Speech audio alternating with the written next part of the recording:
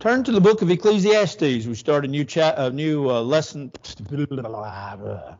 Let me start over. Turn to the book of Ecclesiastes. We start a new study today. There we go. There's the words finally came.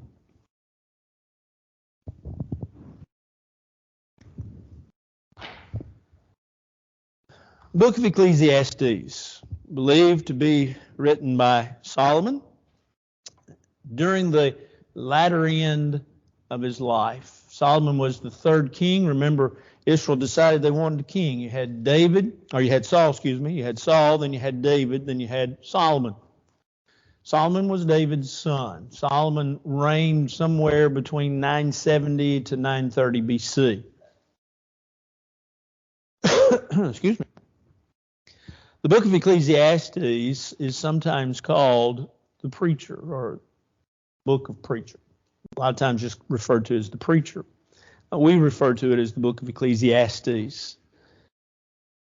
Solomon was a man of great wisdom. You recall in 1 Kings chapter 3, where God came to Solomon and he said, okay, ask what you will and it'll be granted to you. And so Solomon, you could say in his wisdom, asked for wisdom. And God blessed him with a great deal of wisdom. With that, if you also look, I believe it's 1 Kings chapter 4, it makes the statement there that Solomon was a gatherer of proverbs and of songs. That he gathered 3,000 proverbs and 1,005 songs is what passage in 1 Kings 4 says. Something I said about Solomon here just a couple of weeks ago, and it's something that I hold to, but I'm not going to just stake everything I've got on it. But Solomon's wisdom then blessed him with other things. Folks brought gifts, and we know that from history. Folks brought a lot of gifts, a lot of expensive gifts to sit at Solomon's feet, to be able to listen to him. You know, if you've ever gone through a presidential library or something of that nature, you've seen maybe an exhibit of a former president, you know that they do receive personal gifts, but they receive quite expensive gifts. And so it was true even back in Solomon's day. Solomon gathered a great deal of wealth. Solomon was used by God, if you will, to finish the temple. David started it, but God didn't want a man of war to finish that temple, and so Solomon was charged then and blessed with the challenge of finishing the temple, which he did. His search for happiness and his search for meaning for life and understanding all of it is really what, in many ways, led him on a journey. And the book of Ecclesiastes is not that journey, but it's some of the ideas with regards to that journey.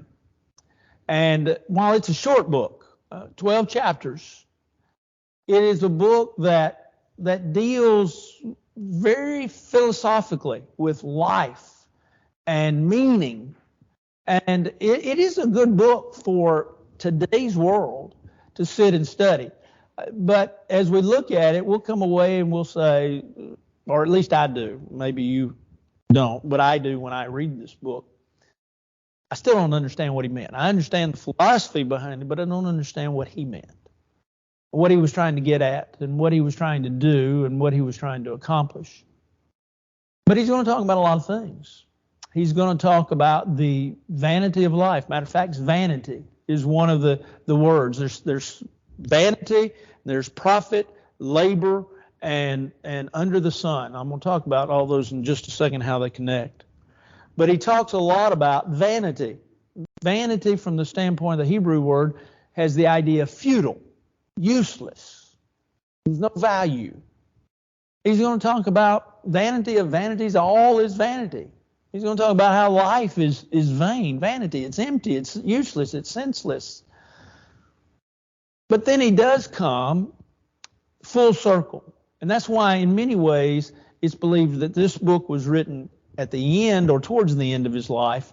And he's showing the circle that he came to and how he came to the ultimate conclusion If you were to ask for the key verse of the book, you would probably think that it was Ecclesiastes 12, verse 13, fear God and keep his commandments, for this is man's all, or this is the whole duty of man, depending on the version that you're looking at. But this is the journey that he was on, and he comes to it, and he finally comes to that conclusion.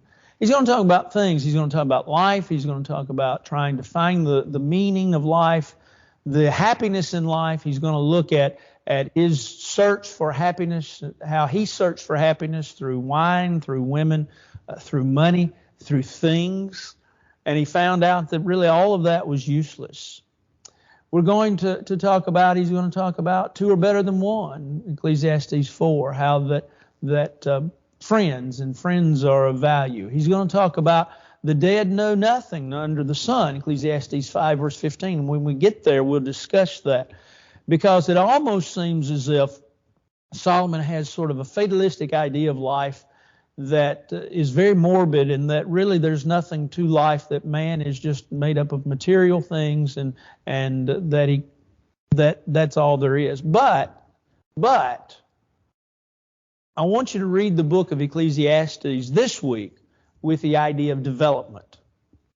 And that's really what it is. It's his circle of life, if you will. It's the development and the spiritual growth, because he comes to the conclusion that really all that matters is to fear God and keep his commandments. He's going to talk about death. We'll look at the last 2 or 3 chapters. Well, really 9, 10, and 11. There's some mention of death. We'll talk about death. We'll talk about his take on death and what he felt and what he said. There are things in here that will go, that's just not right. Especially when we look at the first chapter. That's just not right.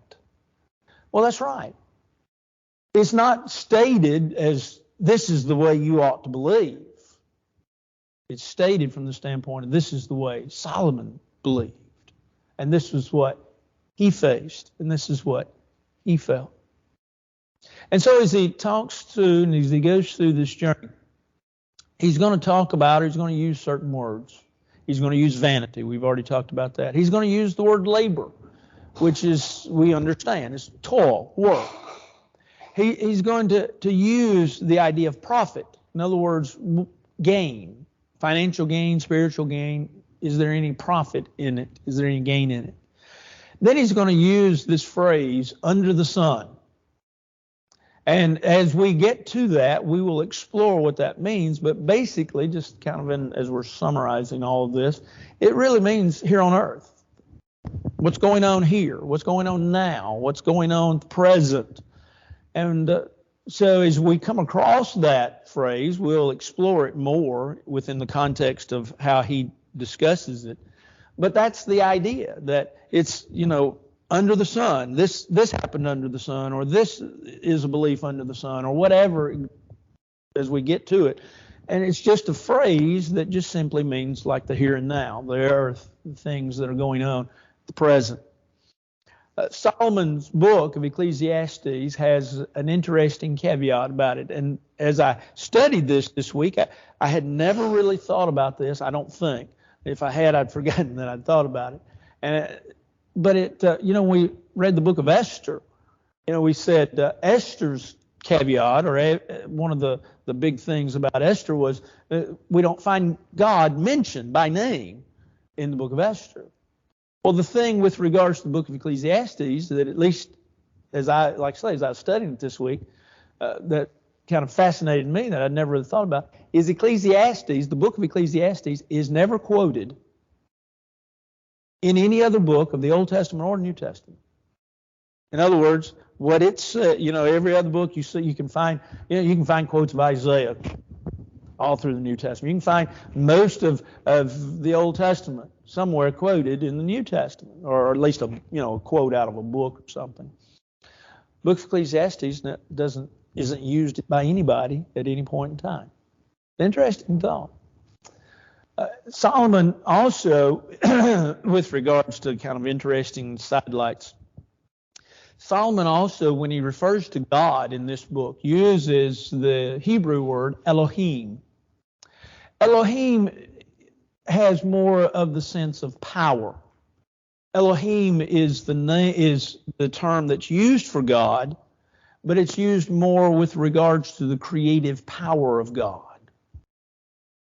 Reference to God? Yes. Does he mean God as we think of God, God the Father? The answer is yes. But he never uses the Hebrew word that we would think of with regards to God's name. God's name, yes, under a great debate, but God's name by a tremendous amount of Hebrew scholars is, while we pronounce it Jehovah, is actually Yahweh, and then the Tetragrammaton, the addition of vowels to it all, because remember, Hebrew doesn't, as we think of consonants and vowels, Hebrew doesn't have consonants and vowels. And then pointed Hebrew, which is really not what the Old Testament was written in, which is little dots and lines under the consonants, is the vowels, but that was added years later to the Hebrew language. And so when you think about, though, Solomon's use of, when he refers to God, he refers to the creative power of God and not the personal name. I can't tell you why. I don't know why. Maybe it was, and there's several different possibilities. Maybe it was the fact that he was so fearful, just like the Jewish priest were. The Jewish priest did not want to use the name Jehovah for fear that God would strike them dead, for fear also that it became too personal. And so anytime, like in biblical times, when, remember, they didn't have Xerox, they didn't have photocopiers, and so you had the scribes and the priests, you often had them copying. And it was said that when those individuals, those copyists, as we might call them, that when they got to the name Jehovah as they were writing, that they would wash their hands, and then they would write the name Jehovah, and then they'd wash their hands again, because they didn't want to do anything that would defile the name of God and defile God. And so that could have been a reason that Solomon used Elohim. We don't know, and all of that's speculation from the standpoint of why. But it is interesting to say that he did. And so Solomon uses this great book to talk about, and he begins really by talking about the futility of earthly ambitions. Why should we seek after the things that we seek after? What does it really matter? And so, having said that, is there anything anybody wants to add or to say that maybe we skip with regards to the introduction?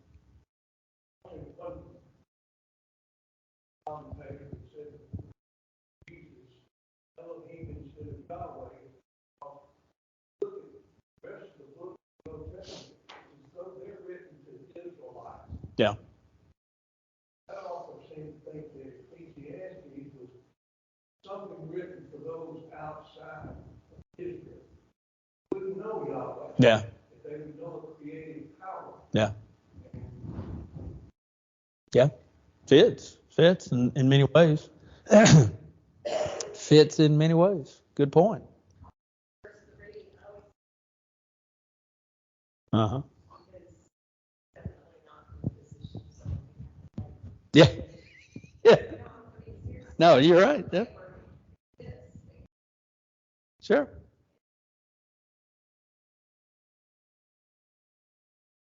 Yeah.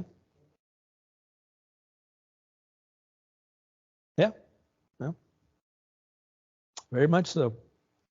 Anything else? Yeah, it's all interesting. It's interesting the sense in which he comes from. Oh yeah, there's another part. I just glancing through my notes. Another little interesting thing about this book is that there is no mention of a Messiah or a Messiah coming. And you see that in some way, some fashion, just I guess just off the top of my head, in just about every book of the Old Testament. But you don't, not every book, but just about every book. But you don't see it in this book either. We really didn't see it in Esther, and we're really not going to see it in Ecclesiastes. But anyway, all right, anything else? Well, let's begin. The words of the preacher. the son of David, king in Jerusalem. Why did he call himself preacher? I have no idea. The Hebrew word, koleth, is the Hebrew word, but it's maybe just more of a title. Maybe he's just trying to call into attention not so much who he is, but just a proclaimer. But he says, vanity of vanities, says the preacher, vanity of vanities, all is vanity. Vanity of vanities. This is an attitude of, he's very much melancholy. In other words, he's very much put off by life. And in the first few verses here, excuse me, he's dealing with the aspect of life doesn't change. Life doesn't change. And when you think about it, and like I say, you're not going to always agree with the philosophy of Solomon. I get that. I don't either. Let's just be honest. I don't either.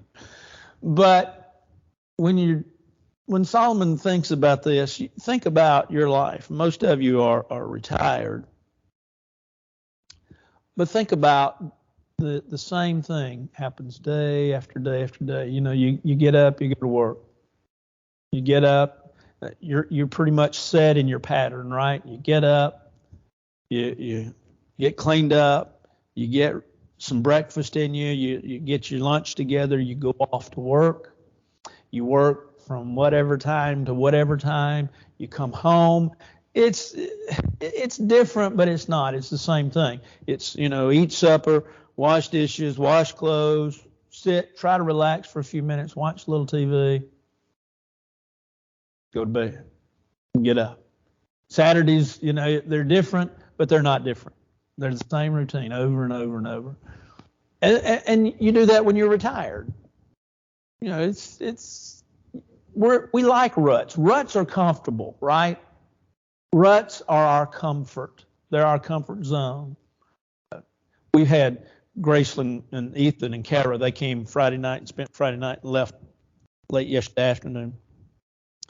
And Graceland doesn't have something that Ethan had. Ethan, my wife, when we first, before we had a child and when we had Ethan, or right before he came, she was going to use cloth diapers, right?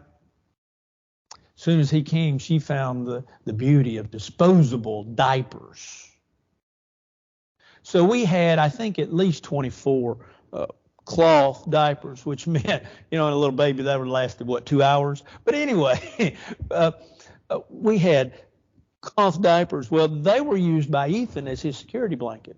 That was, he would go to sleep. He had to have one to go to sleep. He had to have one because he's somewhat shy. He had to have one to face life. He lost his last one when he was about 22. No, but he wasn't that old. He was 19. No. But, he had that, and he had those things that he held on to. Graceland doesn't have that. But there is that security that we want.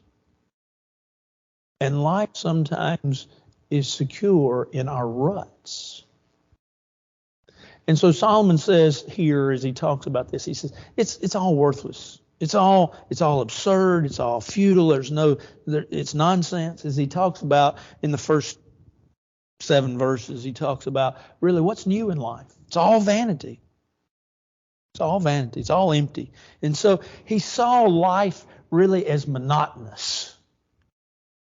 It just the same thing over and over. And he asked the question Karen just raised. He says, what profit has a man from all of his labor in which he toils under the sun?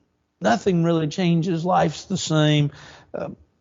You don't get anything really out of life. What profit is it when you toil? Well, like Karen said, Solomon, he wasn't what we would call a day laborer. And so he's asking an interesting question. He really didn't know the answer to, probably. But this is what he's struggling with. And this is what he's struggling with in life probably in the early years of his life. And then he makes the statement, in which he toils under the sun. There's our first use of the the term. And notice how it's used. He's talking about his laborers here on earth. Now just remember that, because that's going to come in key as we get into a couple of other verses that deal with this phrase of under the sun. But he goes on, he says in verse 4, he says, one generation passes away and another generation comes, but the earth abides forever. There's a thought there that is intriguing, at least to me. And that is the reality of what we know, but yet how we live. The reality is we all know, we all understand that either A, we're going to die, but B, and really the point, kind of sub-point here, is that one day the world's going to come to an end. So how do you live your life based upon that knowledge? We know that life's going to come to an end. Matter of fact, in 2 Peter chapter 3, Peter makes the statement that folks weren't living the life they should have lived because they had all basically come to the conclusion that nothing's going to happen. That everything, as Peter says, that these folks were saying everything has remained the same. And so they had come to the conclusion, why fear God? Why worship? Why follow God? You know, you're going to live, you're going to die. The world's not going to come to an end. It doesn't really matter. Well, Solomon says that's kind of what he's dealing with. He says one generation passes away, another comes, but the earth, it abides. It's still there. The sun also rises and the sun goes down. It never really ceases its routine, does it? Thankfully.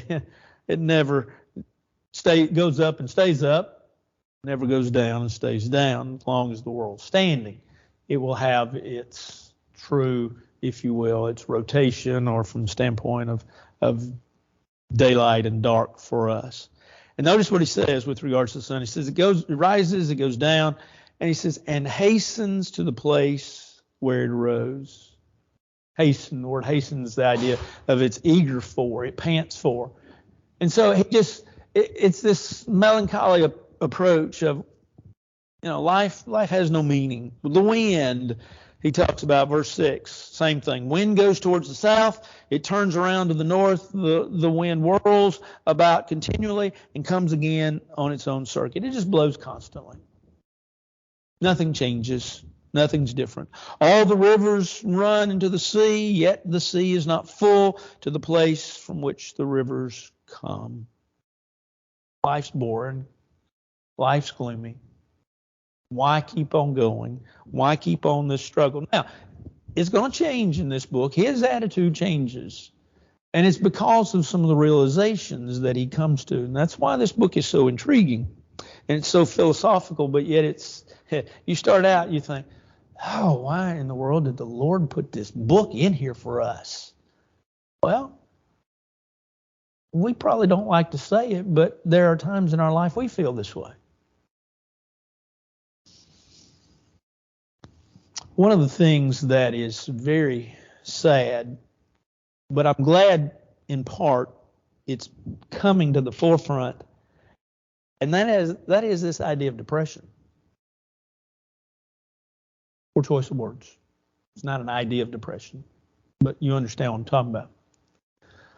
Depression is not new. Depression is not something that we just thought of with regards to a mental term in the last 10 years or 20 years. Depression is real. And it affects, if it's not in your family, you probably know of someone that it affects. And it can be caused by a lot of different things. Number one is chemical. The chemical makeup in our body goes awry. And so, consequently, we need to take medicine for it. One of the things that they tell us in counseling when folks come in and they say they're depressed, before really we can help them as counselors, the thing we have to do is say, have you been to your doctor? Have you told your doctor? Does your doctor understand? Well, no, not a lot of times, but sometimes folks come in and they say, no, No, I haven't been to my doctor. Well, you need to go to your doctor. And we need to see if it's medical, but we also can help you with counseling.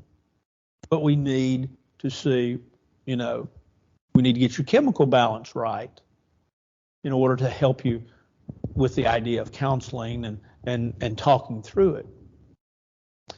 It's thus it is important that one start at that point, but one also include counseling from somebody, some professional that's a good professional counselor.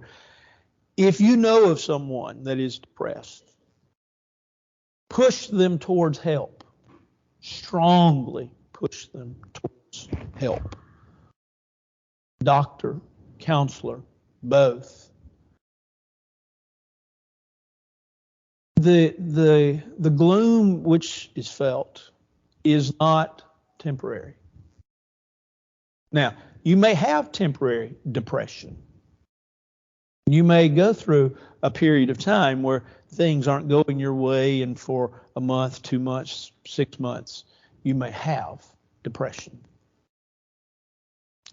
But it's that long, elongated time. You might say, well, I'm 3 months in. Should I go to my doctor? Sure. Should I go to a counselor? Sure. Absolutely. Seek help.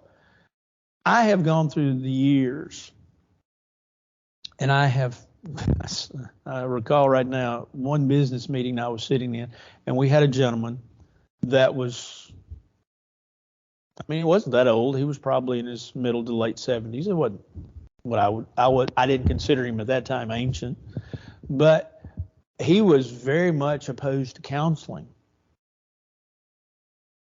He didn't stop going to a doctor, I noticed.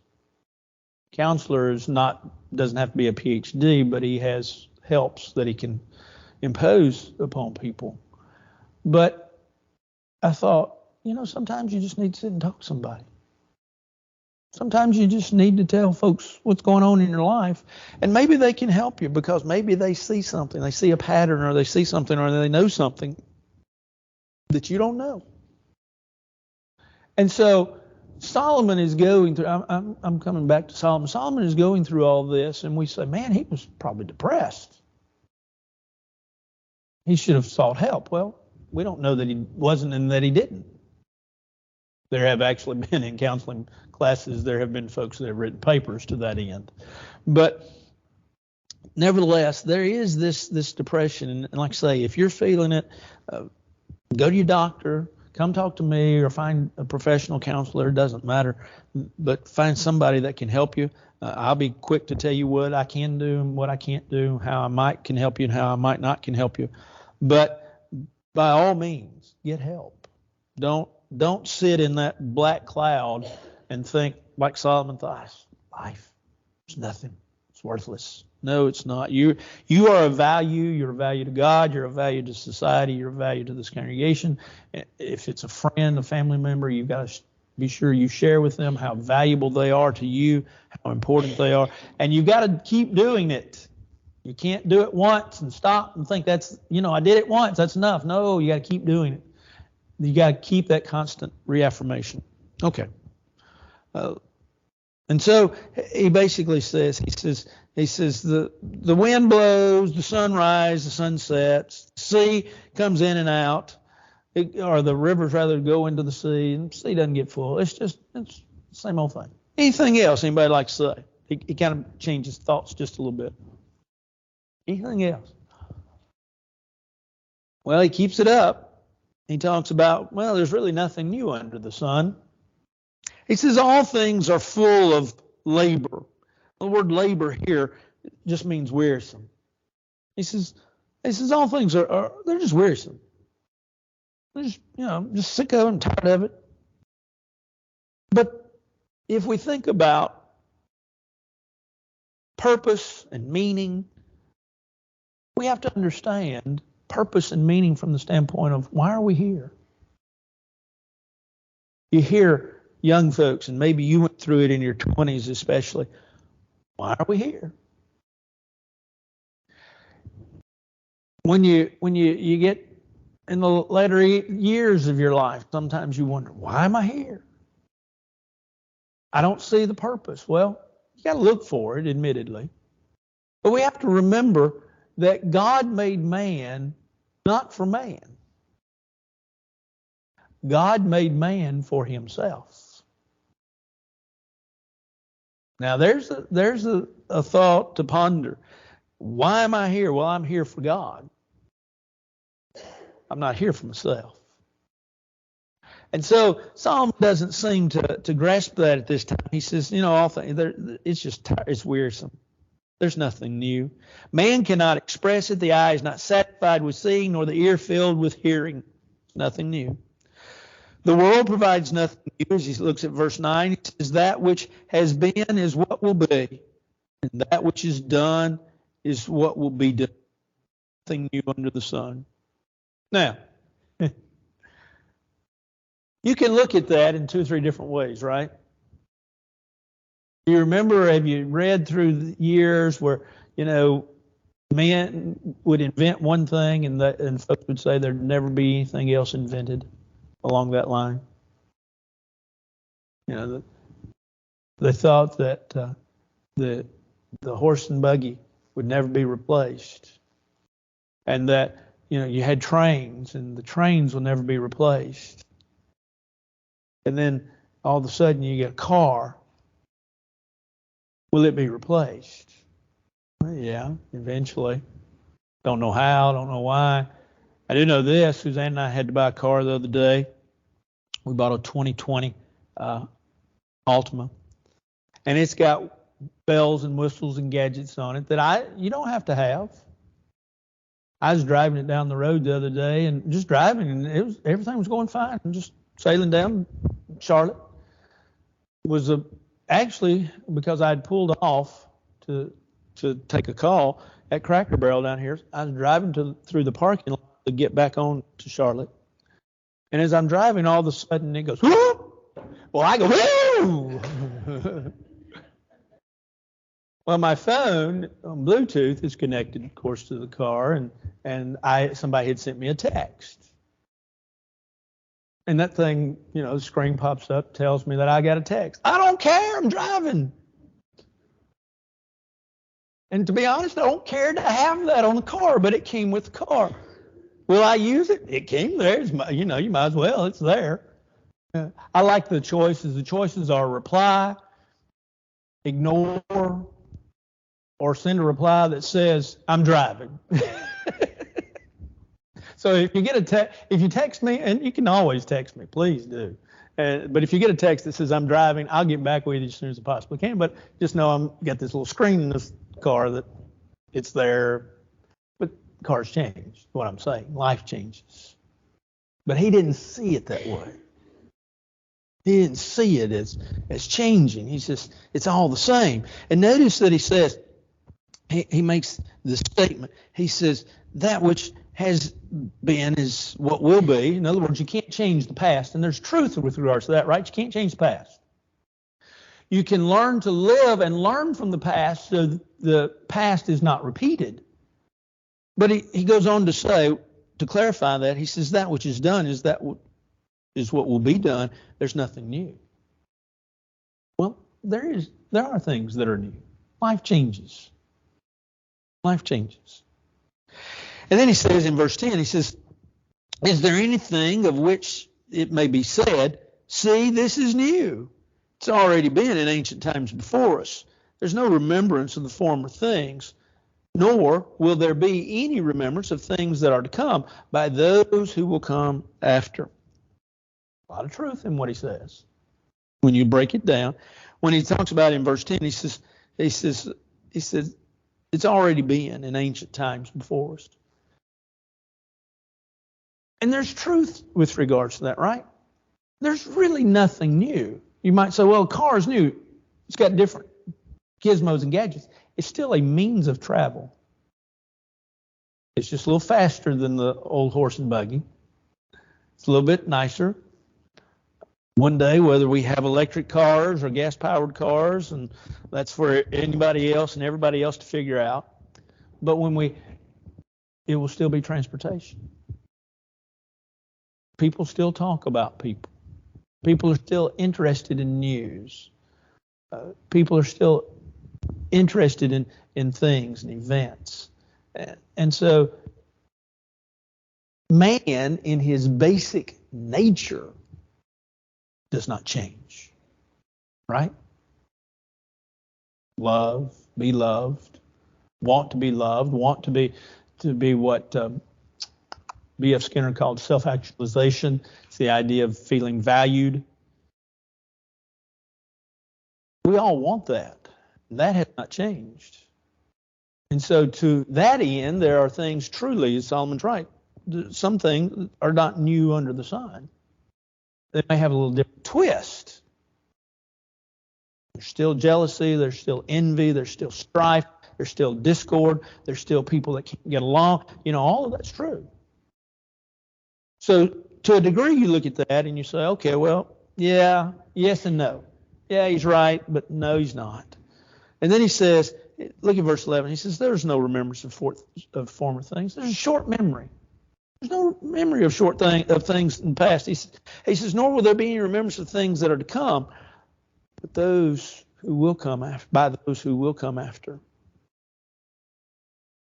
What do you know about your great-great-grandparents? What do you know about your great-great-great-grandparents? I know nothing. I know a couple of things about my great-great-grandfather. And I do know that I think you go either 3 or 4 back, and he was the dastardly dude that came over from Ireland on the boat, and he wanted to make our name different, so he added an E to it. And so we were actually of the branch of D-A-R-T-Y, and he wanted to be different, and so he added an E, D-A-R-E-T-Y. Thank you so much. But when we think about folks, the memory of us will soon be gone. So to that, yeah, I get that point. But I don't look at that as a bad thing, because what I'm really here to do, or what I want to try to do, is make an impression upon those that I'm with. Those that I'm with. Every once in a while, something will happen, and I'll think of my father. Suzanne said something this week, and I said, if I didn't know any better, I'd think Raymond Darty raised you. We think of those people, but really the ones only that we have a memory of. So Solomon, yeah, he's right, but at the same time too, boy, it's a sour approach to life, isn't it? Anything anybody like to say? Let's go on. We probably won't finish this next paragraph, and we might, but he talks about the grief of wisdom. Verse 1, or verse 12, he says, I, the preacher, that's a reference to himself, Solomon, I, the preacher, was king over Israel in Jerusalem. So that helps us understand who the author is. And he said, and I set my heart to seek and to search out by wisdom concerning all that was done under heaven. This burdensome task God has given to the sons of man, by which they may be exercised. I have seen all the works that are done under the sun, and indeed all is vanity and grasping of the wind. Let's just stop right there. He says, okay. Verse 13, set my heart to make this search. And that's what this book is all about. I felt like, remember, he's making this journey. He said, as I'm looking back on my life, I started out feeling, man, life's miserable. Life's the same old thing. We don't matter. It doesn't matter. It's just the same old thing all over and over and over again. And so, we won't be remembered. And he says, I set my heart to seek, to search. But notice how he wanted to seek it out. He said, I sought it out by wisdom. Now let me just throw you a flag right there. There's a lot of folks that are seeking out themselves and personal purpose, and they're seeking in the wrong places. Right? They're seeking out in their own wisdom. I've shared with you I know the story, a young girl, and I won't tell you her name, but I loved her parents dearly. She was, as the old saying goes, she was brought up going to church. Every time the church doors were open, she was there. She was there for VBS. She was there for gospel meetings. She was there for youth activities. Matter of fact, I saw pictures of her. She's a beautiful girl, young girl. She was there in all that church activities, and her mom and dad were very much a vital part of the congregation, and you would think, oh, just wonderful. And she got to be 22, probably 23. She had gotten married to a young man. Sadly, unfortunately, it had not worked out. He decided he needed greener pastures somewhere else, and she was left with a mess. She had decided at that point in time that she wanted to go back to college, and so she went. At the time where I really knew her struggles and what was going on in the community that I lived in, she lived several miles away. But I knew because her mom and dad talked to me several times about her. She finally told her mom, or told her dad, excuse me. Her dad sat and cried in my office one day. He said, I've begged her to go back to church. She quit going to church. And I begged her to go back to church. And he said, she's got all this, she's trying to go to school, she's trying to work, she's got all this financial debt that's building up because she won't let us help her. And he said, I begged her to go back to church. And she said, Daddy, I've got some things I've got to figure out. And once I figure those things out, I'll be back. Years have passed. That's been 25 years ago. Longer than that. 28 years ago. As far as I know, she's never found her way back to the Lord and her way back to church. But instead of letting the Lord help her, and instead of letting Christian friends help her, she was trying to do it on her own. Saw some pictures of her not long ago. Still beautiful young lady. I think she's married now again, I think. And but we seek in the wrong places. And Solomon says, I was seeking for all this, but I was seeking it out by wisdom, by my own wisdom.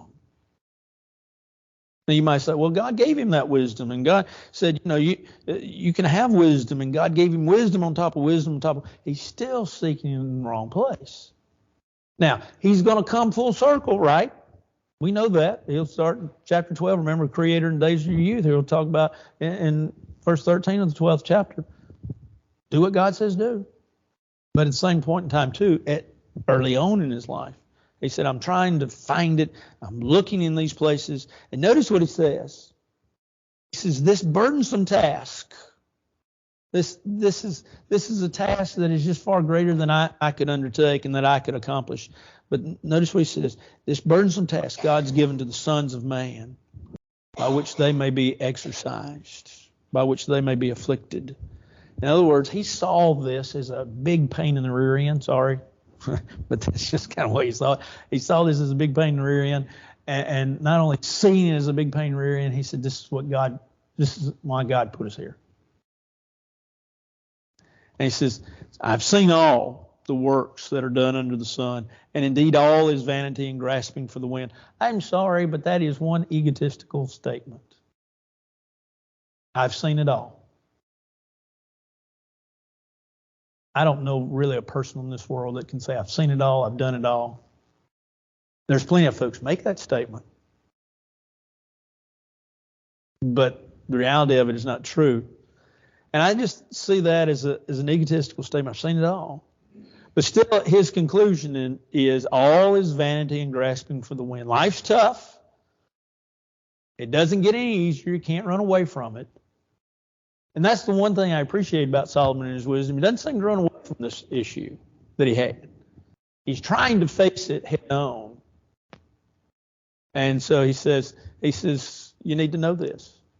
Now, We'll get into the second chapter next week, but I want you to think about something. I want you to, if you get time this week, I want you to think about Solomon and his search, and don't condemn him.